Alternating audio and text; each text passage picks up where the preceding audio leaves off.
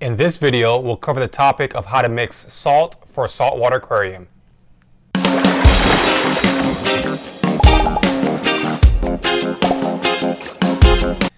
Hey, it's Carlin Haywood with Rasta Reefs, a company dedicated to helping individuals and businesses get the most enjoyment out of their aquariums. If you're new to the channel, I cover widely recognized best practices to help all skill levels in the saltwater aquarium hobby achieve success. Let's dive into the topic of this video, which is how to mix salt for saltwater aquariums. Whether you're setting up a new aquarium or maintaining an existing system, mixing salt and water to a desired salinity is a necessary step in either process. I'll quickly cover what you'll need.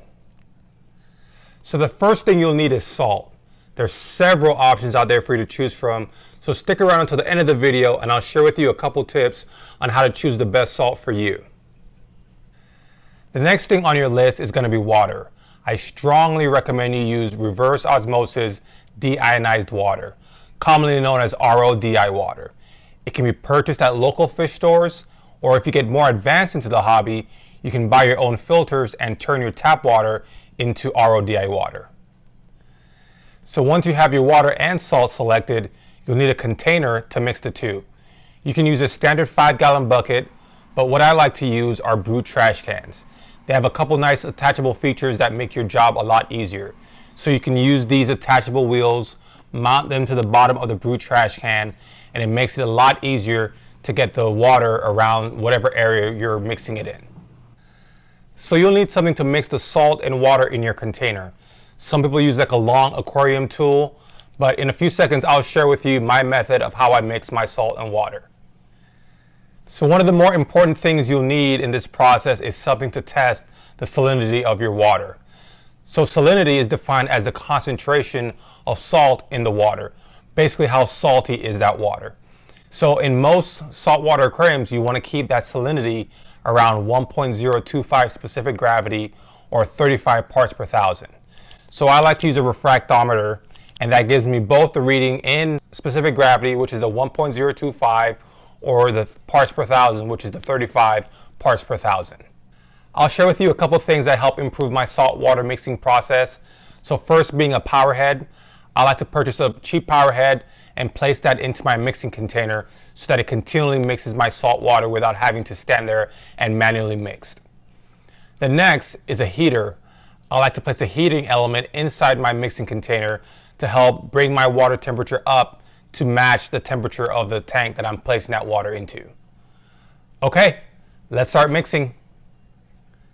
So once you have your heater and power head placed into the mixing container, you're going to want to add your water. And then only after you've added your water, then you'll want to plug in your heater and your power head. What you'll want to do next is check the side of your salt bucket, and that will let you know how much salt you'll need to mix into your RODI water to achieve the proper salinity. For this mixture, since I'm only mixing 5 gallons, I'll need 2.5 cups of salt to mix into my water. When you first add the salt, the water will be somewhat cloudy, so just allow the power head to run for a bit before testing your water salinity. Once you've had a chance to test the salinity of your mixture and get a value of 35 parts per thousand or 1.025 specific gravity, you'll want to allow the power head to continue to mix for a while. Because salt does come in different qualities, some salts will dissolve faster than others. I generally like to mix my salt the day before I plan on using it. So continue to let the salt mix and dissolve, and then you can use it when it's ready. So earlier in the video, I promised to share a couple tips on how to choose the best salt for you.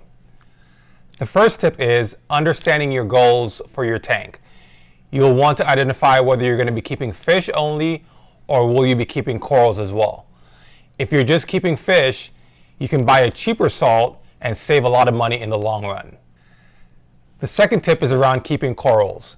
If you plan on keeping live corals in your tank, there are very strict water parameter requirements that you'll have to meet. So understanding what range that you'll like to keep your parameters in those acceptable numbers will help you pick the best salt for you. Salt, as I mentioned earlier, comes in a lot of different qualities, and with that they have a lot of different mixing properties as well. So understanding whether you're keeping an 8, 9, or 10 DKH for your alkalinity will help you choose a salt that has mixing properties similar to what you're hoping to achieve. So if you've enjoyed this video, consider hitting that like button to support the page. And if you'd like to be notified each time I upload new content, hit the subscribe and bell notification button as well. And as always, keep doing your research. The legend Bob Marley says, "It is better to know than to believe." See you next time.